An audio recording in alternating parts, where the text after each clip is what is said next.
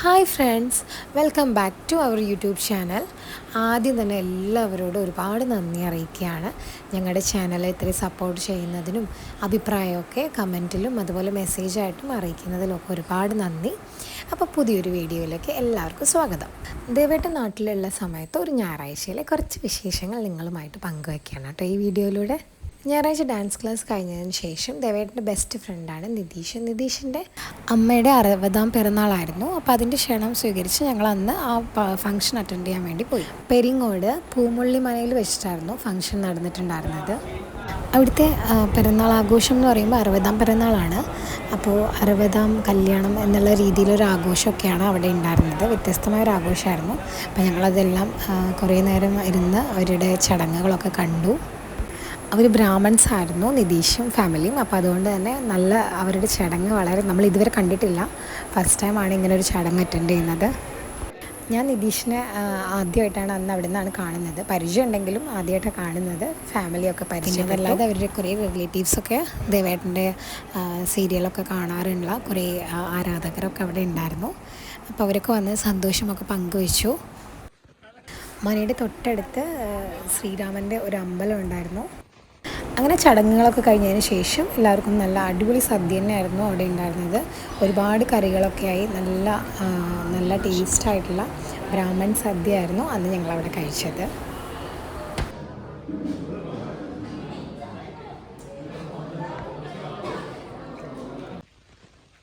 പരിപാടിയെല്ലാം കഴിഞ്ഞ് ഞങ്ങൾ തിരിച്ചു പോവാണ്.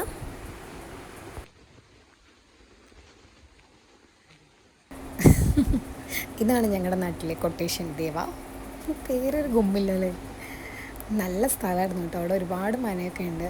പക്ഷേ നേരം വൈകിയതുകൊണ്ട് എല്ലാ വീഡിയോ എനിക്ക് കവർ ചെയ്യാനൊന്നും പറ്റിയില്ല.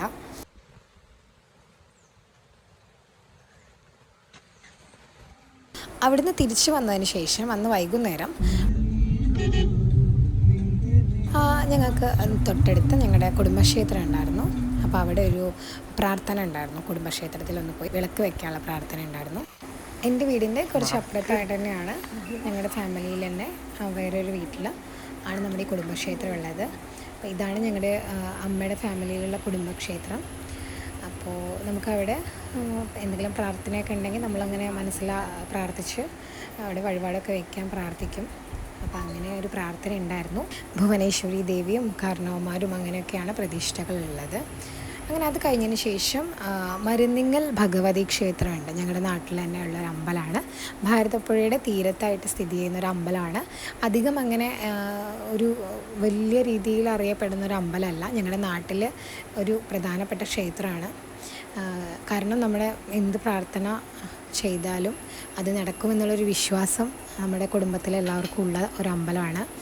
നാടിൻ്റെ ഒരു അമ്പലമാണ് കേട്ടോ. നമ്മുടെ ഒരു നാടിന് ദേശക്ഷേത്രം എന്ന് പറയുന്ന പോലെ ഞങ്ങളുടെ നാടിൻ്റെ ഒരു അമ്പലമാണ്. ഇവിടെ ഭദ്രകാളി ദേവിയാണ് ഇവിടുത്തെ പ്രതിഷ്ഠ. അപ്പോൾ ഇവിടെ ഞങ്ങളൊരു ചുറ്റുവിളക്ക് പ്രാർത്ഥിച്ചിരുന്നു. അതും കുറച്ചു കാലം മുന്നേ പ്രാർത്ഥിച്ചതാണ്. ചെയ്യാനൊരു ഒഴിവ് കിട്ടിയിട്ടുണ്ടായിരുന്നില്ല. അപ്പോൾ ഇന്നൊക്കെ നമുക്കവിടെ ചുറ്റുവിളക്കിന് എന്തായാലും ചെയ്യാൻ തീരുമാനിച്ച് അന്ന് ഞങ്ങളവിടെ ചുറ്റുവിളക്ക് പ്രാർത്ഥനയും കഴിച്ചു.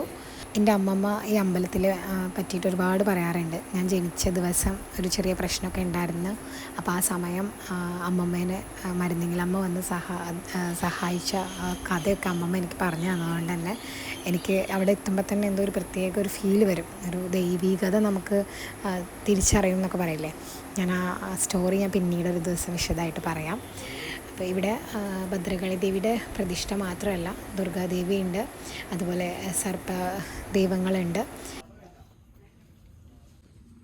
ഈ അമ്പലത്തിൽ മാർച്ച് ഏപ്രിൽ മാസങ്ങളിൽ എല്ലാവിടെയും പൂരമൊക്കെ നടക്കുന്ന സമയത്ത് ഇവിടെ മരുന്നിങ്ങൽ തറ എന്നുള്ള ഒരു ഉത്സവമാണ് നടക്കാറുള്ളത്. അങ്ങനെ ചുറ്റുവിളക്കൊക്കെ കഴിച്ച് ഞങ്ങൾ വളരെയധികം സന്തോഷത്തോടു കൂടി അമ്പലത്തിൽ നിന്ന് തിരിച്ചു പോയി. ഞാൻ ചെറിയ കുട്ടിയായിരുന്ന സമയത്ത് നമുക്കിവിടുന്ന് ഈ പുഴ കടന്നു കഴിഞ്ഞാൽ അപ്പുറത്ത് തൃത്താലയാണ്. അപ്പോൾ നമ്മൾ തോണിയിലൊക്കെ ഇതുവഴി യാത്ര ചെയ്യാറുണ്ടായിരുന്നു. ഭയങ്കര നൊസ്റ്റാൾജിയ അവിടെ വരുന്ന സമയത്ത്. അതുപോലെ മരുന്നിങ്ങൽ തറ നടക്കുന്ന സമയത്ത് ഈ വെള്ളിയാങ്കല്ല് ഡാം തുറക്കുന്നതിനൊക്കെ മുന്നേ, ഡാം വരുന്നതിന് മുന്നേ ഇവിടെ മൊത്തം മണലായിരിക്കും. അപ്പോൾ അവിടെ മൊത്തം ഒരുപാട് ഉത്സവത്തിന് ഒരുപാട് കടകളൊക്കെയുള്ള നല്ല രസമായിരുന്നു കേട്ടോ കാണാൻ. അന്ന് ദേവേട്ടൻ്റെ ഒരു ഫ്രണ്ടിനെയും കൂടി കാണാണ്ടായിരുന്നു, പക്ഷേ വീഡിയോ എടുത്തില്ല. അപ്പോൾ അടുത്ത വീഡിയോയിലൂടെ നമുക്ക് വീണ്ടും കണ്ടുമുട്ടാം. Bye dears.